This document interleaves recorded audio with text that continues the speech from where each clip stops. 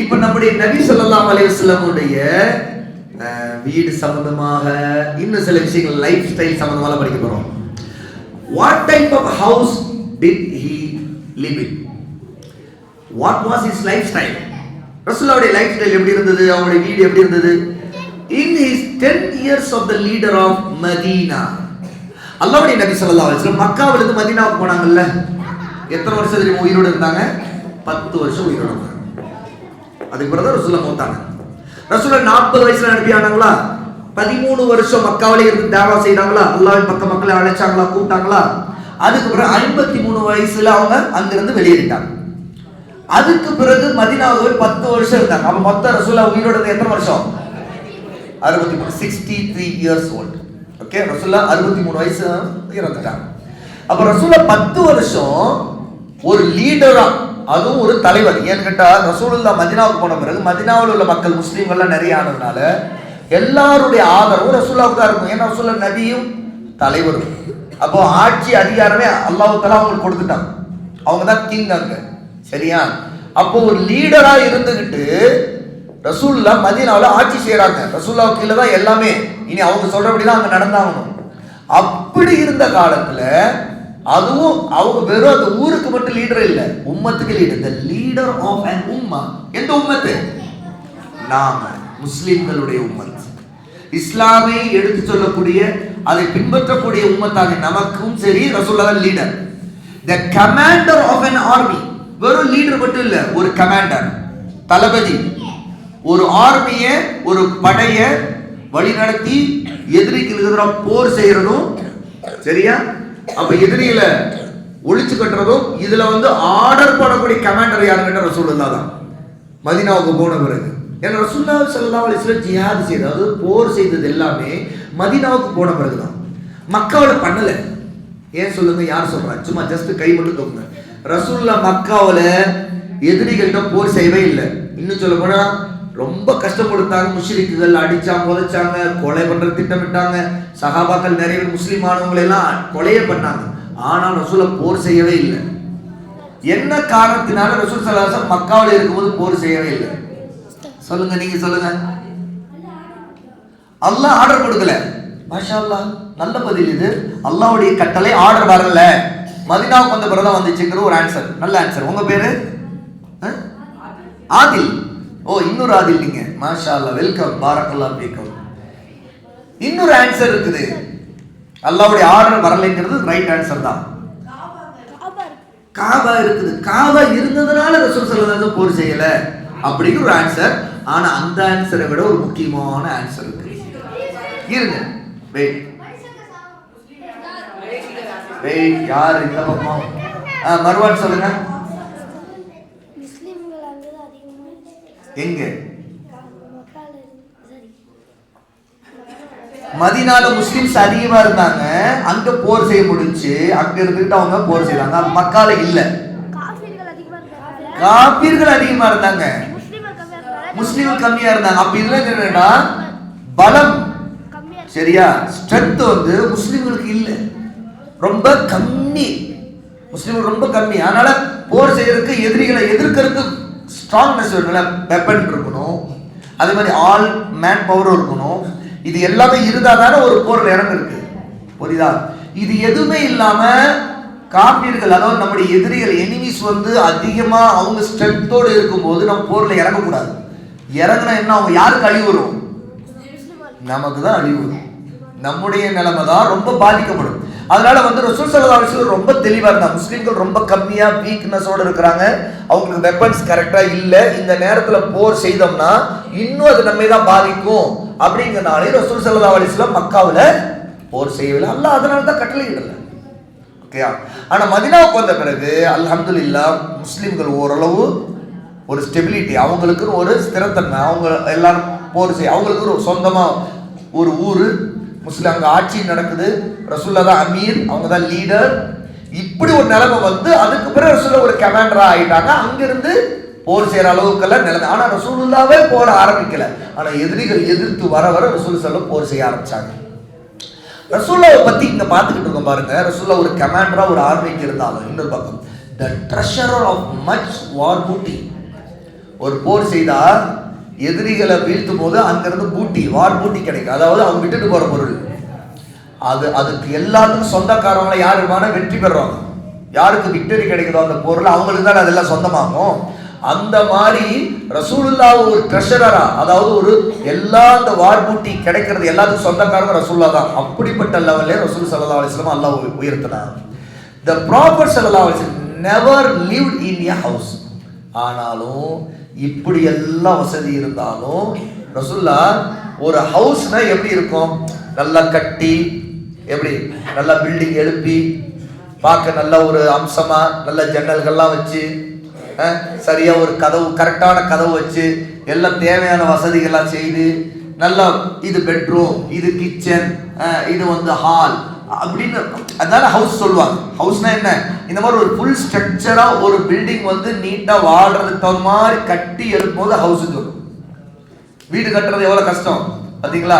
அப்போ கட்டுறது உங்க ஃபாதர் கட்டிப்பாங்க, உங்க மதர் கட்டிப்பாங்க. இந்த மாதிரி கட்டும்போது உங்களுடைய ஃபேமிலியை கட்டும்போது அவங்க எவ்வளோ அதுக்கான முயற்சி பண்ணுறாங்க. வீடு இப்படி இருக்கணும், அப்படி இருக்கணும், இந்த மாதிரி இந்த இடத்துல இது வரணும், அந்த இடத்துல அது வரணும், எவ்வளோ பிளானிங் நடக்குது. ஆர்கிடெக்டை உட்கார வச்சு ஃபுல் ஸ்கெட்ச் போட்டு பிளான் பண்ணுவாங்க. இப்படிலாம் கட்டி முடிச்சாலே என்ன ஹவுஸ் அப்படி இருக்கும். ஆனால் ரசூலுல்லாஹ் இந்த மாதிரி ஒரு ஹவுஸ்ல வாழ்ந்ததே இல்லை. சுப்ஹானல்லாஹ். ஆனால் ரசூலுல்லாஹ் தான் மதீனாவுக்கு லீடர். ரசூலுல்லாஹ் தான் இந்த உம்மத்திற்கு லீடர். ரசூலுல்லாஹ் தான் அவங்களுடைய ஆர்மிக்கு கமாண்டர். ரசூலுல்லாஹ்வுக்கு தான் அந்த வார் பூட்டி எதிரிகளை வீழ்த்தி அவங்கள வெற்றி கொள்ளும் போது, விக்டரி கிடைக்கும் போது அவங்களுடைய எல்லா பொருளும் ரசூலுல்லாஹ்வுக்கு தான் சொந்தமாகுது. சரியா? ட்ரெஷரர் அவங்க தான். அவங்களுடைய கட்டுப்பாட்டில் தான் எல்லாமே இருக்கும். ஆனாலும் ரசூலுல்லாஹ் வாழ்ந்தது என்ன, ரொம்ப ஒரு வீடுனே சொல்ல முடியாத ஒரு இடத்துல தான் வாழ்ந்தார். கவனிங்க, rather he lived in Hujurat. ரசூலுல்லாஹ் வாழ்ந்தது என்ன தெரியுமா, அது வீடு இல்ல, அது ஹுஜராத் சொல்லுவாங்க. ஹுஜராத்னா ரூம்ஸ் இருக்கும். எப்படின்னா வரிசையா ஒரு ரூம் அடுத்த ரூம் அடுத்த ரூம் தான் இருக்கும். ஒரே ஒரு ரூம் தான். அந்த ரூமுக்குள்ள இருக்கிற ஏரியா வந்து முழுக்க ஒருத்தர் படுக்க ஃப்ரீயா படுக்க முடியாது. இன்னைக்கு நம்ம ரூம்ஸ்லாம் படுக்கிறது மட்டும் இல்ல, உருண்டு உருண்டு உருண்டு உருண்டு எங்க வேணா எங்கேயோ ஒளிஞ்சிரும். நம்முடைய ரூம் பெட்ரூம் எடுத்துக்கிட்டாலே அந்த பெட்ரூமுக்குள்ள ஒரு கிங் காட் அல்லது டபுள் 2 பேர் படுக்கிற காட், அதுல உள்ள வசதி, அந்த காட்டுக்கு கீழே இருக்கிற இடம், கீழே படுத்தா அப்படியே உருண்டு போய் அங்கங்க இங்கே கிடப்போம். இப்படிலாம் இருக்கும். இது நம்முடைய வீட்டு நிலைமை. ரசூலுல்லாஹ்வுடைய ஹுஜராத்னு சொல்றது என்னன்னா, ரொம்ப அடக்கமா ஒருத்தர் படுக்கலாம், 2 பேர் படுக்கலாம். ஃப்ரீயாலாம் இப்படி நகர்ந்தெல்லாம் போக முடியாது, அப்படி ஓடி பிடிச்சலாம் விளையாட முடியாது, அப்படி கண்ணாமூச்சி ரேரே அதெல்லாம் விளையாட முடியாது. ஹைட் அண்ட் சீக் எங்க அப்படின்னா பக்கத்துல இருப்பாங்க. ஏன்னா ஒழிய முடியாது அவங்களால. குஜராத் என்னன்னா, குஜராத்னா என்ன தெரியுமா, ஒளியவே முடியாது. இப்ப நம்ம வீடுல பாத்ரூம் அங்க போய் லெட்டின்ல போய் மறந்துட்டான். லெட்டின்குள்ள வருற லெட்டின் டப்புக்கு பின்னாடி வந்துடும். நாட்டத்துக்கு முன்னாடி சிலர் ஒளியறவங்க கண்ணாமூச்சி ஆட்ட விளையாடுறாங்க.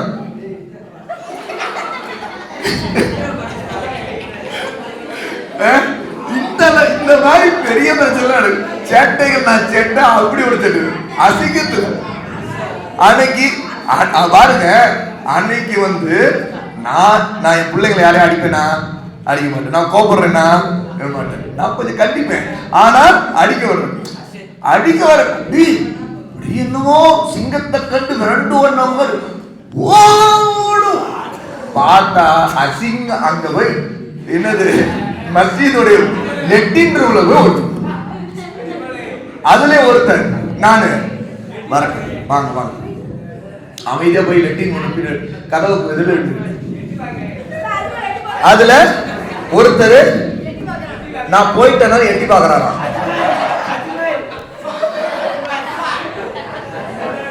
நான் என்ன செய்தேன், நேர கேமரா எடுத்து வாங்க, வேறு வழியே இல்லை, கதவை திறந்தா நீங்க என்னுடைய பிள்ளைங்க, நான் உங்களோட விளையாட கூட செய்வேன் சரியா, ஆனா அந்த நேரத்தில் படிக்கிற நேரத்தில் படிக்கணும், தூங்குற நேரத்தில் தூங்கணும், தொழில் கேள்வி கூட்ட எழுதணும். நேத்து அல்ஹம்துலில்லாஹ் நல்லா தூங்குனீங்க. அதாவது நேத்து 1.25 மணி நேரம் மதியம் உங்களுக்கு தூங்க கொடுத்துட்டேன், சரியா? அது அல்லாம நேத்து 9:30 எல்லாம் பெட்டுக்கு அனுப்பியாச்சு. ஓகே, உங்க லைஃப்ல உங்க வீட்டுல கூட 9:30 மணிக்கு போவீங்களான்னு சந்தேகம் நிறைய பேர் வீட்டுல. 1 மணி பாருங்க, 1 மணி சாதாரணமா போய் தூங்க போறோம். 1 மணியா போயிட்டு வாங்க. அப்போ நல்லா தூங்கின பிறகு இன்னைக்கு நான் எழுப்பி விட்டது காலையில் 4:30 மணி தான். எப்பவுமே 4:30 தான் உங்களுக்கு லைட் போடுறேன். லைட் போட்டோடனே நான் கை தட்டுறேன், எழுங்க எழுங்க, துவா ஓதுங்க, எழுங்க அப்படிங்க. சட்டு துள்ளி எழுந்து உட்காரணும், சட்டு துள்ளி எழுந்து உட்காரணும். அப்போ நம்ம வந்து நம்ம தெரியும், நமக்கு தூக்கம் வந்து சுகமா தான் இருக்கும். சைத்தா வந்து அந்த நேரத்துல முடிச்சு நல்லா இறுக்கி போடுவான். எழுந்துராது எழுந்துராது எழுந்துராது. இதுல வேற சிலருக்கு பொய் வேற வரும். சைத்தா பொய் சொல்ல வைக்கிறான். என்னன்னா, எனக்கு தலைவலி, எனக்கு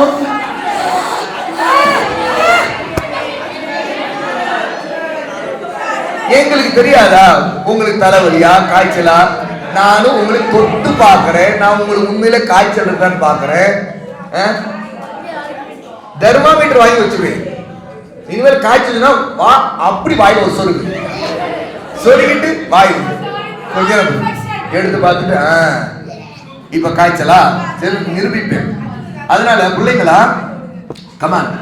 அப்போ இங்க கவனிங்க, இப்ப நம்ம நினைக்க வேண்டியது நம்முடைய நபி ஸல்லல்லாஹு அலைஹி வஸல்லம் ஒரு வீட்டுல வாழல. வீடுனா பைத், பைத் தான் தமிழ் அரபியில சொல்லுவாங்க வீட்டை. ஆனா ரசூலுல்லாஹ் வாழ்ந்தது ஹுஜராத், அதாவது ரூம்ஸ் தான். அதாவது அது வந்து ஒருத்தர் மட்டும் உள்ள நுழைஞ்சா 2 பேர் உள்ள இருந்தாங்கன்னா அவங்களுக்கு நெருக்கடியா இருக்கும். ரசூலுல்லாஹ் இரவுல தொழுவாங்க இல்லையா, தொழுவு அல்லாஹ் கை கட்டி அல்லாஹ் முன்னாடி கிப்லாவை நோக்கி நிற்கும் போது ரசூலுல்லாஹ்வுடைய மனைவி ஆயிஷா ரலியல்லாஹு அன்ஹா இப்படி குறுக்கப்படுத்திருப்பாங்க. ரசூல் அந்த இடத்துல நின்று தொழுவாங்க. ஏன்னா இடம் வேற எங்கேயும் இருக்காது. குறுக்கப்படுத்திருக்கும் போது ரசூல நின்று ஓத வேண்டிய ருக்குவுக்கு போகும்போது, ருக்குவுக்கு போயிட்டு சஜிதாவுக்கு போகும்போது சஜிதா செய்யணும், கால் நடுவில் நீட்டிக்கிட்டு இருக்கும் இல்லையா? அப்போ ஆயிஷா ரலியல்லாஹுடைய காலை அந்த இடத்துல ரசூல் இப்படி குத்துவாங்க, இப்படி விரல எப்படி குத்துவாங்க. குத்துறோட தூங்கிட்டே இருக்கிற ஆயிஷா ரலியல்லாஹு இப்படி காலை மடக்கிக்குவாங்க.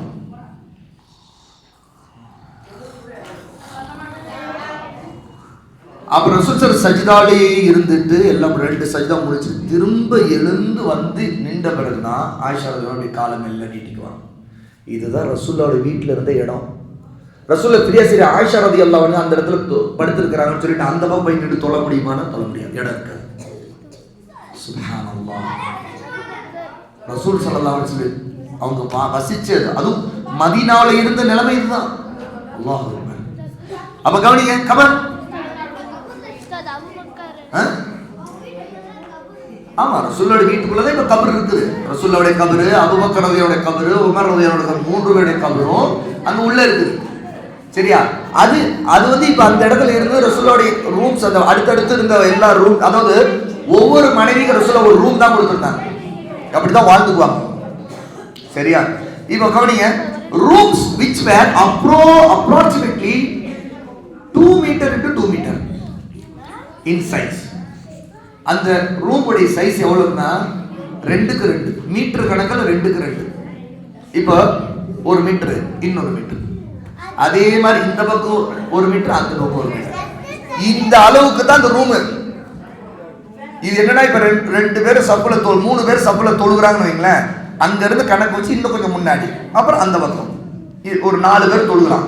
இந்த அளவுக்குள்ளதான் வீடு அவங்களோட ரூமே இருந்துச்சு. இதுக்குள்ளதான் சொல்ல வாங்க. ஹாஷிம் அழகா ஒரு பாயிண்ட் சொல்றாரு. அபூபக்கர் ரலியல்லாஹு அந்த வீட்டுக்குள்ள வரும்போது தலை முட்டும். அதனால அபூபக்கர் இந்த இப்படிதான் உள்ள இருப்பாங்க, இப்படி ஃப்ரீயா இருக்க மாட்டாங்க. இப்படி சாதாரணமா இருந்தது. நாம என்ன தொடக்குமா அப்படி வேற தொட்டு கிடைக்குமா ஜம்ப் பண்ணுமா அப்படி, இதெல்லாம் இங்க நம்மிடம். ஆனா அவங்களுடைய ரூஃப் இடிக்கும், தலை இடிக்கும்.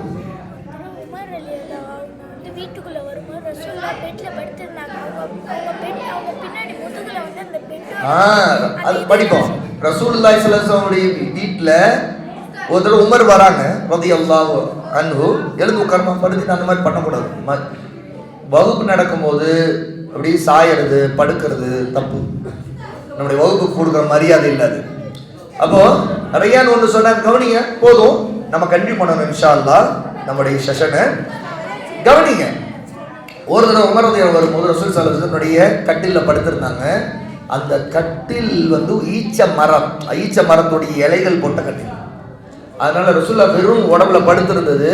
அந்த உடம்புல ஃபுல்லா முதுகு முழுக்க அந்த ஈச்ச மரத்துடைய அந்த இலைகளுடைய அச்சு அப்படியே அந்த பிட்டு ஃபுல்லா தெரிஞ்சு உமருக்கு அழுகே வந்துருச்சு. யா ரசூலுல்லாஹ், அல்லாஹ் தஆலா உங்களை ஒரு ஆட்சியாளரா ஒரு நபியா கடைசி நபியா அனுப்பி இருக்கிறான், உங்களுக்கு இப்படி ஒரு நிலைமையா அப்படின்னு ரசூலுல்லாவை பார்த்து உமர் கவலைப்பட்டு அழுதாங்க. ரசூலுல்லாஹ் என்ன சொன்னாங்க, உமரை ஏன் இதுக்கு அழுகுறீங்க, நாமெல்லாம் ஒரு ஜஸ்ட் டிராவலர் தான், இந்த உலகத்துக்கு நம்ம வந்திருக்கு ஒரு டிராவல் தான், இது நமக்கு அல்லாஹ் அங்க வச்சிருக்கான் எல்லாம், இங்க ஒன்னும் அதை பத்தி கவலைப்பட தேவையில்லை அப்படின்னாங்க. ஓகே கமான், நம்ம இங்க பார்ப்போம். டியூரிங் ஹிஸ் 10 years ரசூலுல்லாஹ் 10 வருஷம் மதீனால இருந்து அப்புறம் தான் மௌத்தானாங்க. சரியா? he never upgraded his accommodation. ரசூலுல்லாஹ் உள்ள நுழைஞ்ச மதீனாவுக்குள்ள நுழைஞ்சப்பதான் இந்த மாதிரி கஷ்டம் இருந்துச்சு. அதுக்கு பிறகு கொஞ்சமா ரசூலுல்லாஹ் வசதியெல்லாம் வந்து ரசூலுல்லாஹ் ஸல்லல்லாஹு மௌத்தாருக்கு நல்லா சூப்பரா வீடு கட்டிட்டாங்க. 10 வருஷம் ஆகும்போது ரசூலுல்லாஹ் எப்படிப்பட்ட வீட்டுல வந்து மௌத்தானாங்கன்னு இல்லை, கடைசி வரைக்கும் ரசூலுல்லாஹ் அந்த ரூம்ல தான் கிடந்தாங்க. அந்த சின்ன அறைக்குள்ளதான் தொழுதுகிட்டாங்க, மனைவியோட வாழ்ந்துக்கிட்டாங்க, சாப்பிட்டுக்கிட்டாங்க, எல்லாம் அப்படிதான். ஒவ்வொரு மனைவிக்கும் ஒரு அறை தான். சரியா? he died in the hujra of Aisha radhiyallahu anha. ரசூலுல்லாஹ்வுடைய மனைவிமார் ஒவ்வொருத்தருக்கும் ஒரு ஹுஜ்ரத்னா ரூம். சரியா? அறைகள், அறை. அப்ப அதுல வந்து ரசூலுல்லாஹ் மௌத்தான ஹுஜ்ரத் யாருடையது? ஆயிஷா ரலியல்லாஹுடைய ஹுஜ்ரத். அது ஆயிஷா ரலியல்லாஹுடைய ரூம். ஆமா, கஷ்டம் இருந்தாலும் அட்ஜஸ்ட் பண்ணிக்கிட்டாங்க. இப்போ ஹபீஸுர் ரஹ்மான் கேட்குறாரு, எப்படி உஸ்தாத் அவங்க வந்து எப்படி அவங்க வாழ முடிஞ்சு அப்படின்னு கேட்குறாங்க, எப்படி அவங்களால இருக்க முடிஞ்சு அப்படின்னு. அதான் அல்லாஹ் கொடுத்த ஒன்றை அட்ஜஸ்ட் பண்ணிக்கிட்டாங்க. அல்ஹம்துலில்லாஹ், அல்லாஹ்ட்ட கேட்டா அல்லாஹ் கொடுத்துருவான். ஆனா அல்லாஹ் நம்ம கொடுத்தது இதுவே அல்ஹம்துலில்லாஹ். அல்லாஹ்வோட அவங்க கவலைப்படல, யா அல்லாஹ் என்ன நான் ஒரு நபி இல்லையா, எனக்கு எவ்வளவு பெரிய, நான் ராஜாவோட பெரிய ஆளாச்சிய, எனக்கு இவ்வளவு வசதி இருக்குமே கேட்கல. அதனால நம்ம எப்பவுமே கவனிங்க, அல்லாஹ் நமக்கு ஒன்று கொடுக்குறானா முதல்ல அதுக்கு சுக்குர் பண்ணணும், தேங்க்ஃபுல்லா நன்றி செலுத்தணும், அல்ஹம்துலில்லாஹ் அப்படின்னு அதை நம்ம அக்ரி பண்ணணும். முதல்ல மனசளவு ஃபர்ஸ்ட் அக்ரி பண்ணணும். இன்னைக்கு நாம எப்படி இருக்கிறோம், நாம எப்பவுமே குறை சொல்றவங்களா இருக்கோம். சாப்பாடை பத்தி குறை, அதாவது நாம இங்க இருக்கிற சாப்பாடை பத்தி இல்லைங்க, அல்ஹம்துலில்லாஹ் வீட்டுல இங்கே விட சிறப்பாக தான் இருக்கும். உண்மையா இல்லையா? உங்க வீட்டுல உங்க அம்மா கொடுக்குற மாதிரி நாங்க உங்களுக்கு ஏற்பாடு பண்ணிருந்தா, எங்களுக்கும் குக்கு வச்சுதான் சமைக்கிறோம். குக்கு வந்து உங்க அம்மா மாதிரி சமைச்சிட முடியுமா? சமைக்க முடியாது. இத்தனை பேர் இருக்கிறீங்க, நீங்க விரும்புற மாதிரி உங்க அம்மா வந்து அழகா ரோஸ்ட் போட்டு கொடுப்பாங்க. சரியா? ரோஸ்ட் போட்டு கொடுத்தா நாள் முழுக்க உங்களுக்கு ரோஸ்ட் போட்டு தான் கொடுத்துட்டு அதுலேயே போயிரு டைம். என்ன சாப்பாடு பிரேக்ஃபாஸ்ட் எல்லாருக்கும் ரோஸ்ட் அப்படின்னா போட்டுக்கிட்டே இருக்க வேண்டியதுதான், மதியம் ஆயிடும். இன்னும் எத்தனை பேர் இன்னும் ரோஸ்ட் சாப்பிடல? அது ஒருத்தரை 10 ரோஸ்ட் சாப்பிடுவாரு, போட்டுக்கிட்டே இருக்க வேண்டியதுதான். அப்போ இங்க ஒரு 80 பேர் இருக்கிறீங்கன்னா 80 பேருக்கு 80 சட்னி வச்சு வரிசையா ரோஸ்ட் போட்டுட்டா அதுவே போக டைம் பாருங்க. ஆனாலும் இன்னைக்கு நம்ம வீட்டுல கொடுக்கறதுலயே எத்தனை பேரு அவங்க வீட்டுல அவங்க அம்மா கொடுக்கறத வந்து அதுல குறை சொல்றது, இது வேணாம் அது வேணாம், நினைச்சு பாருங்க. ஆனா ரசூலுல்லாஹ்வுடைய வாழ்க்கையில 2 மாசம் வரைக்கும் கூட வீட்டுல அடுப்பேறியாம இருக்கு. ஆமா, சமைக்கவே முடியல அவங்களால. ஏன்னா அவ்வளவு காசு பணம் இல்லாத கஷ்டத்துல ரசூலுல்லாஹ் இருந்திருக்காங்க. ஆமா, அவ்வளவு கஷ்டத்துல இருந்தாங்க. அப்போ இதே கேள்விதான், அப்ப நீங்க என்னதான் சாப்பிட்டீங்க அப்படின்னு ஆயிஷா ரலியல்லாஹு அன்ஹா கேட்டாங்க மக்கள். அல்லாஹ் கொடுப்பான், ஆனா ரசூலுல்லாஹ் இதை தேர்ந்தெடுத்துக்கிட்டாங்க இந்த கஷ்டங்களை. பேரிச்சம்பழம் தண்ணீர் தான் அட்ஜஸ்ட் பண்ணிக்குவாங்க. ஆயிஷா ரலியல்லாஹு அன்ஹா கிட்ட இந்த மாதிரி கேள்வி கேட்டார் ஒரு தாபிஈ, அம்மா நீங்க அப்ப என்னதான் சாப்பிட்டீங்க, அந்த 2 மாசம் வரைக்கும் கூட நீங்க இன்னும் எதுவுமே சமைக்கல வீட்டுல அப்படின்னா என்னதான் செய்தீங்க அப்படின்னு கேட்கும்போது ஆயிஷா சொன்னாங்க, 2 கருப்பு தான். 2 கருப்புனா பேரிச்சம்பழம் கருப்பா இருக்கும் இல்லையா, அரபிகள்கிட்ட எப்பவுமே ஒன்ன கருப்போட இன்னொன்னு சேர்த்தோம்னா அதையும் கருப்புன்னு தான் சொல்லுவாங்க. 2 கருப்பு, ஒன்று பேரிச்சம்பழம், இன்னொன்று தண்ணீர். கொஞ்சம் ஒரு துண்டு பேரிச்சம்பழம் சாப்பிட்டு தண்ணீர் குடிச்சுக்குவாங்க, அவ்வளவுதான். இப்படி இருந்துக்குவாங்க. சில நேரத்துல ரசூலுல்லாஹி ஸல்லல்லாஹு அலைஹி சஹாபாக்கள் அன்சாரிகள் அத மதீனாவுல இருந்தவங்க ரசூலுல்லாஹ்வுடைய வீட்டுக்கு அன்பளிப்பு gift கொடுத்துருவாங்க. அதுல சில இதுல சாப்பாடு ஏதாவது வரும், ரொட்டி கறி இந்த மாதிரி வரும், அதை கொஞ்சம் அட்ஜஸ்ட் பண்ணிக்குவாங்க. ஓகே, இப்படி வாழ்ந்தவங்க தான் நம்முடைய நபி ஸல்லல்லாஹு அலைஹி வஸல்லம். ஆனா இன்னைக்கு அல்ஹம்துலில்லாஹ் பாருங்க, அல்லாஹ் தஆலா நமக்கு எவ்வளவு பெரிய blessings பரக்கத் செய்திருக்கிறான். நம்ம யாருமே சாப்பாடே இல்லாத அளவு கஷ்டத்துல, எங்க வீட்டுல சாப்பாடே இல்லைங்க, நாங்க அவ்வளவு கஷ்டப்படுறோம் நாம இல்லை. அல்ஹம்துலில்லாஹ் அல்லாஹ் ஏதோ கொரோனா காலத்துல கூட எவ்வளவு கஷ்டப்படுறவங்க, வருமானம் இல்லாதவங்க அல்லாஹ் தஆலா ரிஸ்க் கொடுத்தான். உண்மையா இல்லையா? வீட்டுல இருந்து வேலைக்கு போக முடியல அப்பாவனால, ஆனாலும் அல்ஹம்துலில்லாஹ் ஏதோ அல்ஹம்துலில்லாஹ் அல்லாஹ் தஆலா நமக்கு ரிஸ்க் எங்கெங்கயோ பல வழிகள்ல கொடுத்தா நம்ம சாப்பிட்டோம். சரியா? அப்போ இதுதான் ரசூல் ஸல்லல்லாஹு அலைஹி வஸல்லம் வீடு. During his life in Medina, ரசூல் அந்த மதீனாவுல வாழ்ந்த காலத்துல he never like a king. ரசூல் ஒரு ராஜாவை போல இருந்ததே இல்லை. 10 வருஷம் மதீனாவுல இருந்து அப்புறம் தான் மௌத்தானாங்க. ஆனா ராஜா போல இருந்ததில்லை. He never used to allow people to stand up for him if he entered a room. ரசூல்லா வராங்கன்னா சஹாபாக்கள் ரசூல்லா வராங்கன்னு எழுந்து நிற்பாங்க. ஆரம்பத்துல ரசூல்லா பார்த்தோன்னு முதல்ல நிறுத்திட்டாங்க. இனிமேல் நான் வந்தா யாரும் எழுந்து நிற்க கூடாது. அதாவது தான் வந்தா நான் யார் தெரியுமா? ராஜா, நான் தான் ஆட்சியாளர். ரசூல் அப்படி நடக்கவே இல்லை. ஹம்பிள்னஸ். தனக்கு மற்றவங்க எல்லாம் எழுந்து நின்று அப்படி கட்டி நிற்கணும். சொல்லுங்க ஐயமா, நோ, ரசூலை விரும்ப மாட்டாங்க. யாரோ அப்படி பயந்து ஒரு மாதிரி இருந்தாங்கன்னா ரசூலை வேணாங்க, ஏன் நான் உங்களுடைய ஒரு சகோதரன் அப்படிம்பாங்க. அதான் ரசூலுல்லாஹ்வுடைய ஹேபிட். எதுக்கு நீங்க இப்படி ஒரு மாதிரி நிக்கிறீங்க? Relax, B free. நானும் உங்களை போல ஒரு ஆள் தான், நானும் ஒரு குறைஷி பெண்ணுக்கு பிறந்தவன் தான் அப்படின்னு ரசூலுல்லாஹ் சொல்லுவாங்க. நானும் உப்பு கட்டை சாப்பிட்டுட்டு இருந்த ஒரு குறைஷி பெண்ணுடைய ஃபேமிலிட்ட பிறந்தவன் தான் அப்படின்னு சொல்லுவாங்க. கறியை காய போட்டு உப்பு போட்டு காய போட்டு போவாங்க இல்லையா, அதான உப்பு கண்டம். ரசூலுல்லாஹ் சொல்லுவாங்க, நீங்க எப்படி உப்பு கண்டை சாப்பிடுவீங்களோ, கறியை காய போட்டு வச்சு சாப்பிட்டீங்களோ, அதே மாதிரி ஒரு ஆள் தான் நானும் அப்படிதான் சாப்பிட்டு, நீங்க எனக்கு முன்னாடி இப்படி ஒரு மாதிரி நிக்கிறீங்க, அப்படி கூடி குறுகி நிக்கிறீங்க. நோ நோ நோ, ரசூலுல்லாஹ் அவங்கள ரிலாக்ஸ் பண்ணுவாங்க. அப்படிப்பட்டவங்க தான் ரசூலுல்லாஹ். அதனால ரசூலுல்லாஹ் எப்பவே தனக்காக யாரும் எழுந்து நிக்கணும்னு எதிர்பார்க்க மாட்டாங்க, எழுந்து நிற்க கூடாதுன்னு சொன்னாங்க. அப்படிப்பட்ட ரசூல் ஸல்லல்லாஹு not remain standing if he was sitting. தான் உட்கார்ந்து இருக்கிற யாரா நின்னுட்டு இருந்தா ரசூலை விட மாட்டாங்க, உட்கார்ந்துட்டுருவாங்க. அப்படிப்பட்ட நபி ரசூல் ஸல்லல்லாஹு அலைஹி வஸல்லம் யாரையும் அவமதிக்க மாட்டாங்க. தான் அப்படி உட்கார்ந்துட்டா எல்லாரும் நில்லுங்க அப்புறம் ரசூல் அப்படி நடக்க மாட்டாங்க. அவ்வளவு ரசூலுல்லாஹ் humbleness. Often he could not be distinguished from the rest of his companions. எப்போதுமே யாராவது புதுசா வராங்கன்னு வைங்களேன், அவங்களுக்கு குழப்பமாயிடும். யாரு எல்லாரும் கீழே உட்காந்துருப்பாங்க. மதீனாவில் எப்படி இப்ப இந்த மாதிரி சேர் கூட இருக்காது. அந்த காலத்துல என்ன செய்வாங்கன்னா, மஸ்ஜிதுல கீழே தான் உட்கார்ந்து ரசூலுல்லாஹ் மக்களுக்கு, அதாவது சஹாபாக்களுக்கு உபதேசம் பண்ணுவாங்க, அட்வைஸ் பண்ணுவாங்க, தீனை கத்து தருவாங்க, குர்ஆனை ஓதி கொடுப்பாங்க, குர்ஆன் சொல்லி கொடுப்பாங்க ரசூலுல்லாஹ் யார் சஹாபாக்களுக்கு. அப்ப எல்லாம் சுத்தி வர ரசூலுல்லாஹ் சுத்தி தான் எல்லா சஹாபாக்கள் உட்கார்ந்துருப்பாங்க.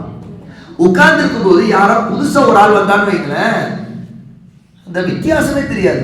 யாரு முஹம்மது, யாரு இல்ல நபி, எல்லாம் ஒரே மாதிரி தெரியுறாங்களே. அந்த ட்ரெஸ் கோட்லயும் வித்தியாசம் தெரியாது. ட்ரெஸ்ஸை பார்த்தோன்னே ஒரு ராஜா மாதிரி அப்படின்னு பார்த்தா, ஓ அவர் தான் ராஜாங்க, பார்த்தாலே தெரியலையா அப்படின்னு கண்டுபிடிக்கலாம். ஆனா அப்படி கண்டுபிடிக்க முடியாது ரசூலுல்லாஹ். சொல்லுங்க. சபையில் உட்காந்துட்டு போது சில பேர் வருவாங்க சார். அப்போ முஹம்மது நபின்னு சொல்லி அபூபக்கரை கை காட்டிடுவாங்க. அப்புறம் அபூபக்கர் அங்க உட்கார்ந்துருக்கவங்க தான் மாஷா அல்லாஹ், எவ்வளவு அழகா ஹாஷிம் சொல்றாரு பாருங்க. அதாவது ஒரு சபையில ரசூலுல்லாஹ் உட்கார்ந்துருக்கும் போது வந்த ஒருத்தர் அபூபக்கர் ரலியல்லாஹு அன்ஹு பார்த்து இவர் தான் முஹம்மது நபின்னு நினைச்சுக்குவார், கன்ஃபியூஸ் ஆயிடுவார் அவரு. ஆனா பார்த்தா அபூபக்கர் ரலியல்லாஹு அன்ஹு முஹம்மது ஸல்லல்லாஹு அலைஹி வஸல்லம் இவங்கட்ட அப்புறம் அவங்க காட்டுவாங்க. சரிங்களா? அவர் தப்பா நினைச்சுக்குவார். அப்ப இந்த அளவுக்கு தன்னை தனியா காட்டிக்கணும் அப்படின்னு ரசூலுல்லாஹ் நினைக்கிறாங்க. இன்னைக்கு பாருங்க, நாம என்னென்ன மாதிரிலாம் பந்தா பண்றவங்க இருக்கிறாங்க. ஒரு புது ட்ரெஸ் போட்டா ஒரு பந்தா, அப்புறம் இப்படி ஒரு மாதிரி நட, அப்புறம் சுப்ஹானல்லாஹ் அஸ்தக்ஃபிருல்லாஹ். இதெல்லாம் நம்ம முஸ்லீமுடைய பண்பு இல்லை. அதே மாதிரி கொஞ்சம் அவங்க லெவலால வசதியால கம்மியா இருக்கிறவங்கள்ட்ட போய் அவங்கள வந்து உசுப்புறது, ஒரு மாதிரி அவங்கள்ட்ட வந்து சீன்றது. பாத்தியா நான் எப்படிப்பட்ட ஃபேமிலி தெரியுமா, நான் காரில் போவேன் அந்த மாதிரி. அப்புறம் ஒருத்தர் கஷ்டத்தில் இருப்பான், அவன்கிட்ட போய் நாங்கள்லாம் வந்து ஐஸ்கிரீம் தான் சாப்பிடுவோம், இந்த மாதிரி ஒரு ஐஸ்கிரீமே 3 வேளை சாப்பிட்ற மாதிரி. அப்படி ஐஸ்கிரீம் 3 வேளை சாப்பிட வேண்டியதுதான் வெளியே. நாங்கள்லாம் இந்த கேக் சாப்பிடுவோம், அந்த கேக் சாப்பிடுவோம். நான் கேக் சாப்பிட்டாலே அந்த கேக்கே பெரிய அண்டா மாதிரி இருக்கும், குண்டா மாதிரி இருக்கும். ஏன் அதுக்குள்ளேயே போயிட வேண்டியதுதானே. இந்த மாதிரி நம்ம பந்தா காட்டுறது, நம்ம பெரிய ஆளா காட்டுறது, இதெல்லாம் கேவலமா. நம்ம அந்த மாதிரி செய்யக்கூடாது. அல்ஹம்துலில்லாஹ் நீங்க செய்ய மாட்டீங்க. ஆனா சிலர் இருக்கிறாங்க, எது எடுத்தாலும் பெருமை பெருமை. தான் வச்சிருக்கிற பைக்கு, தான் வச்சிருக்கிற காரு, தான் வச்சிருக்கிற சைக்கிள், பெருமை. உண்மையிலே அல்லாஹ் நம்ம கொடுத்தானா, அல்ஹம்துலில்லாஹ் அல்லாஹ் எனக்கு சைக்கிள் கொடுத்துருக்கான், மாஷா அல்லாஹ் அல்லாஹ் உங்களுக்கு கொடுப்பான், வாங்க நீங்க எங்களோட கொஞ்சம் வாங்க, உங்களுக்கு ஓட்டுறது கொஞ்சம் பார்த்து ஓட்டுங்க. நம்ம ஷேர் பண்ணணும் நம்ம பொருளை, நம்ம முடிஞ்ச வரைக்கும். இப்போ மாஷாலா இப்போ நீங்க கூட மொபைல் கொண்டு வந்து நான் வாங்கி வச்சிருக்கேன், தேவையான நேரத்தில் அந்த ஒரு நாள் டோனர் கொடுக்குறேன், அந்த நேரத்தில் மற்றவங்க மொபைல் இல்லாதவங்களுக்கு நீங்கள் ஷேர் பண்ணுறேன். அது கூட உங்களுக்கு சதக்கா நன்மை கிடைக்கும். உங்கள் மொபைலை நீங்கள் மற்றவங்களுக்கு கொடுக்குறேன். ஆனால் ஒன்று, சில தப்பு பண்ணுறீங்க, அதை முன்னாடி நான் வார்ன் பண்ணியிருக்கேன். மற்றவங்களுடைய மொபைலில் அந்த டைம் பேசுகிறது 10 நிமிஷம் சொல்லி உங்களுக்கு பேசுறது தருதா, அந்த டைமில் வாங்கிட்டு 10 நிமிஷத்துக்கு மேலே பேசுறது ஒரு தப்பு. ரெண்டாவது, அந்த மொபைலில் இன்னொருத்தர் மொபைலில் போய் அவருடைய ஆப்ஸ் என்ன வாட்ஸ்அப் பண்ணியிருக்காங்களா அல்லது வேறு என்ன இருக்குது உள்ளே போய் நோண்டுறது, அவங்களுடைய கேலரிக்கு போகிறது, பார்க்கறது ஹராம். இது வந்து ஒருத்தவங்களுடைய பர்சனல் விஷயங்களை பார்க்கக்கூடியது. இது எப்படிப்பட்டதுன்னா, ஒருத்தவங்க ரூம்குள்ளே இருக்கிறாங்கன்னா ரூமுடைய ஓட்டை வழியா, அதாவது சாவி போடுற வழியை அப்படி பார்த்தா எப்படிப்பட்ட பாவமோ அது பெரிய பாவம். ரசூலுல்லாஹ் என்ன தெரியுமா சொன்னாங்க, ரசூலுல்லாஹ் ஒரு தடவை வீட்டுக்குள்ள இருக்கும்போது ஒருத்தர் வந்து ஓட்ட வழியை பார்த்தாரு.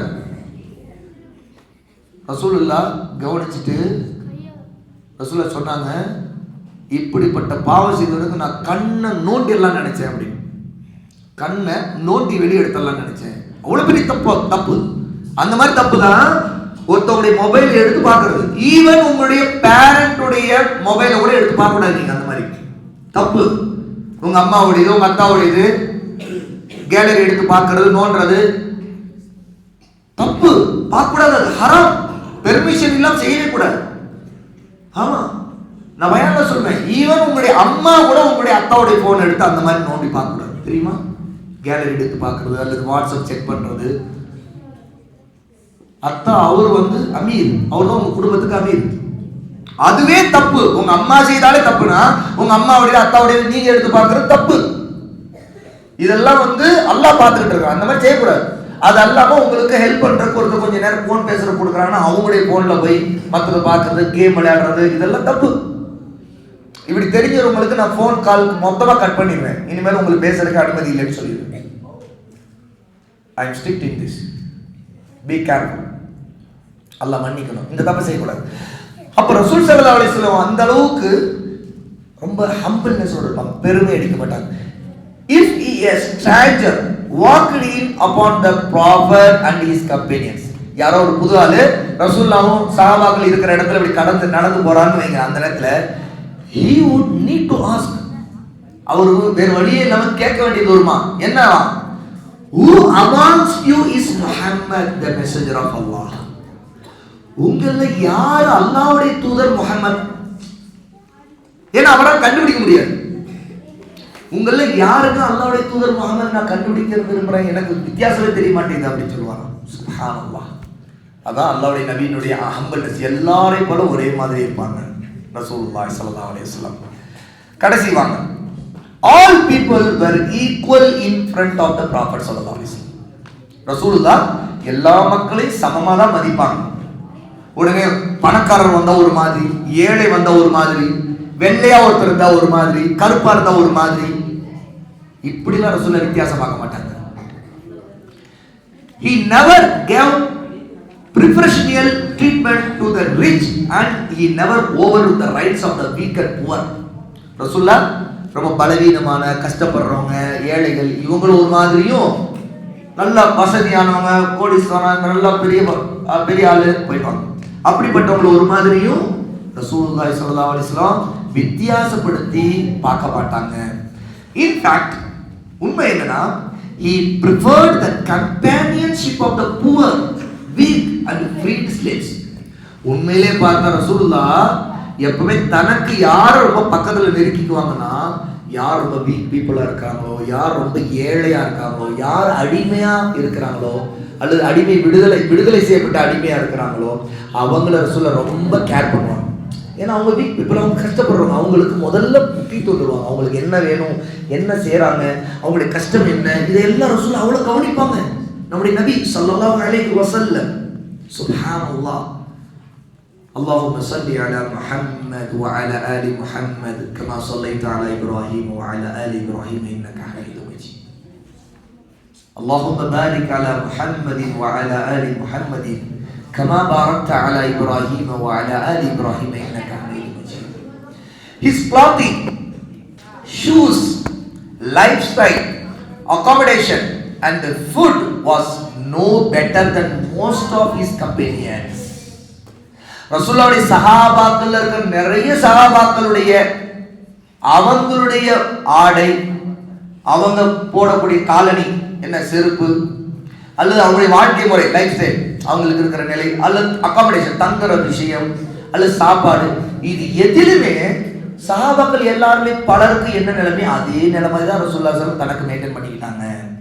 அந்த ஆஃபர் வர்ஸ் ஆஃப், இன்னும் சொல்ல போனா அந்த சஹாபாக்கள் பலருடைய நிலைமையை விட ரசூலுல்லாஹ்வுடைய நிலைமை, அவங்களுடைய ட்ரெஸ்ல ஒட்டு போடுறது, தன்னுடைய துணி கிழிஞ்சது துணி தானே தச்சுக்கிறது, தன்னுடைய செருப்பு அடிச்சு தானே தச்சுக்கிறது, தன்னுடைய வீடு ரொம்ப சின்னதா இருந்தாலும் அட்ஜஸ்ட் பண்ணிக்கிறது, இப்படிப்பட்ட நிலையில மற்ற சஹாபாக்களுடைய வாழ்க்கையை விட ரசூலுல்லாஹ்வுடைய வாழ்க்கை ரொம்ப ஒர்ஸா தான் இருந்துச்சு. ஒர்ஸ்னா ரொம்ப மோசமா தான் இருந்துச்சு.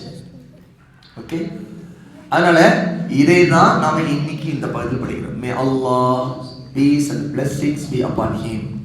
Sallallahu ala nabiyina Muhammad sallallahu alaihi wasallam. Okay, அல்ஹம்துலில்லாஹ். இன்ஷாஅல்லாஹ் நாளைக்கு நம்ம சீராவில் அடுத்து கண்டினியூ பண்ணுவோம். இப்போ உங்களுக்கு பிரேக்ஃபாஸ்ட் டைம். இன்ஷாஅல்லாஹ் பிரேக்ஃபாஸ்ட் வந்தோடனே உடனே சாப்பிட ஆரம்பிச்சிருவோம். அதற்கு அடுத்து அகீதா பில்லர்ஸ் ஆஃப் ஈமான் இன்ஷாஅல்லாஹ் நுழைவோம். ஓகே, பாரக்கல்லாஹு ஃபீக்கும். அஸ்ஸலாமு அலைக்கும் வரஹ்மத்துல்லாஹி வபரகாத்துஹு.